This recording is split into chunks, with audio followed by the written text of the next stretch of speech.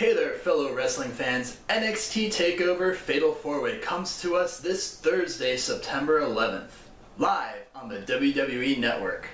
The lineup's looking pretty solid, with every single NXT championship on the line.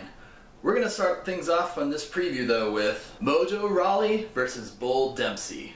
Now, Mojo has spent time with two of my favorite NFL teams. In 2009, he was an undrafted free agent with the Green Bay Packers during their preseason. And in 2010, he actually spent time as Darnell Dockett's training partner with the Arizona Cardinals. And I think it's pretty well known that Mojo Rawley is good friends with Rob Gronkowski, tight end for the New England Patriots and former player at the University of Arizona. I might be a little bit biased in this one, guys, not gonna lie. But for the rest of you wrestling fans out there, I know Mojo can be kind of a dividing character. A lot of people don't really like his sort of ridiculous personality and, well, frankly, his green nature. On the other hand, we have Bull Dempsey, who is known as the last of a dying breed. The big man elicits respect, and he demands dominance, as he literally, figuratively, steamrolls his opponents. In the end, I don't get hype, I stay hype. Mojo Rawley, he's gonna win this one. Next up, we have the hair versus hair match with Enzo Amore versus Sylvester Lefort. I have to admit, I was a little bit surprised when Enzo and Colin Cassidy actually lost early on in the Tag Team Championship #1 contender tournament. I thought they legitimately had a shot at the Ascension. On the other hand, Sylvester Lefort, a graduate of Lance Storm's training school, has gone from manager to also a tag team guy like Enzo, also not finding a lot of success in the tournament. There's a lot of bad blood on the line between these two guys, and it all comes down to a hair versus hair match, which is, I don't know, something we haven't seen in a little while. Well, I'd like to pretend we haven't seen it. I think the last one was a Hornswoggle match. I think this match is kind of a big deal, because the way Enzo styles his hair and cuts designs into the side of it, it's become one of his signatures, and I don't think he's gonna lose it. So this Thursday at NXT TakeOver, Sylvester Lefort proves that he is S-A-W-F-T soft. Yeah, there's a reason that's Enzo's gimmick and not mine. Next up on the card, the NXT Tag Team Championship. As I alluded to before, the Ascension is defending their championship title versus Kalisto and Sin Cara. Now, Connor and Victor have been putting their opponents through the fall of man for over a year now, actually, and pretty long reign as tag team champions. They've spent the majority of that time looking for true competition, and, well, maybe they've found it. Kalisto and Sin Cara proved themselves by winning the tag team tournament for the #1 contender spot. They're a high-flying, really fast action-paced team, but I just don't see them standing up to the challenge. I mean, it all starts with Sin Cara.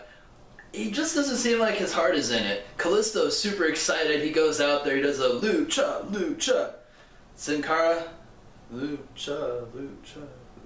Like, he, you know, just watch him. It just looks ridiculous, like he's kind of half-assing it. In the ring, it's fine, but it just seems like it's not the thing for him, and he's not really excited to be there in NXT still at this point, I guess. So to that end, the Ascension's reign continues, they retain, they win. Yeah, yeah, yeah! Next on the list, the NXT Women's Championship, which sees challenger Bayley face Charlotte Flair. Now, the way it's been put the last few weeks, it seems as though Charlotte doesn't really see Bayley as legitimate competition. She seems to kind of put her in the same category as, say, Alexa Bliss, who Charlotte actually just destroyed last week on NXT.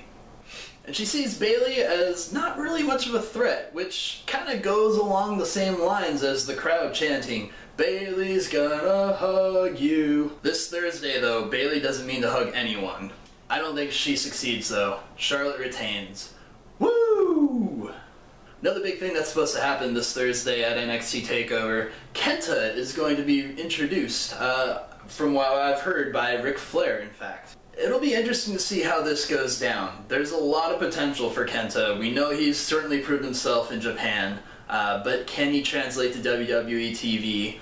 It's certainly a promising sign that he's making his debut on television so quickly. Whether it's actually a match or if it's just being introduced to the world, it's a good sign. There seems to be a lot of speculation that he could be thrust directly into the title picture, which could be a little crazy, but it could be a matter of trial by fire. I mean, if he translates pretty quickly into putting on good matches, they could figure out the rest. And by rest, I mean storyline, having somebody speak English for him, if he hasn't quite picked it up yet. I don't really know where that all stands. It's quite possible, though. We'll see what happens at the end of the night.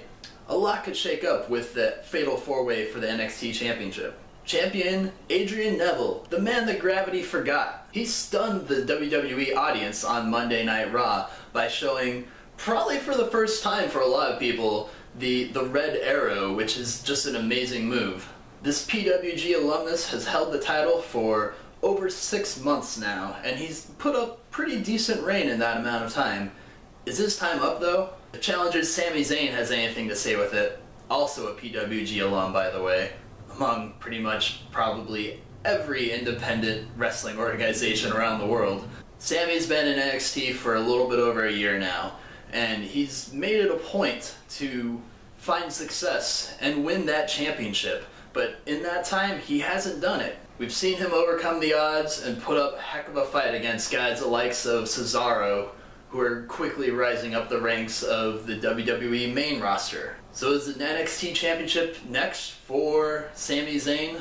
I think he might be ready. Tyler Breeze, another product of Lance Storm's Wrestling Academy. He became a fan favorite once he started doing his Zoolander type impersonation. But it's not all just looks. Prince Pretty can back it up in the ring. As far as Tyson Kidd goes, it's arguable that he's reached his peak in the WWE. He's had his WrestleMania moments. He's been a tag team champion, twice, in fact. I just don't see him actually winning this. I don't think he has a real shot. I don't see a lot in Tyson Kidd's future. But hey, maybe he could prove me wrong. I'm just some schmuck wrestling fan standing here, wearing a hoodie, talking to YouTube. The final prediction? Could it be Tyler Breeze? Nah, he might be more well suited for this. What is this? A title for ants? Look for Sami Zayn to lock on the Koji clutch and get the ultimate win on Thursday. Ole, ole, ole, ole, ole, ole. Anyways, hey, thanks for listening, guys. If you enjoyed this video, please comment below. Let me know what your predictions are. We do a podcast as well, if you haven't heard us yet. Just type in The Steel Cage to pretty much any of your favorite podcast apps out there. iTunes is a good place to start. In addition, we also have t-shirts. Buy them at thesteelcageshop.com. Alright, that's it. I'm out of here. Later, guys. Too sweet me, bro.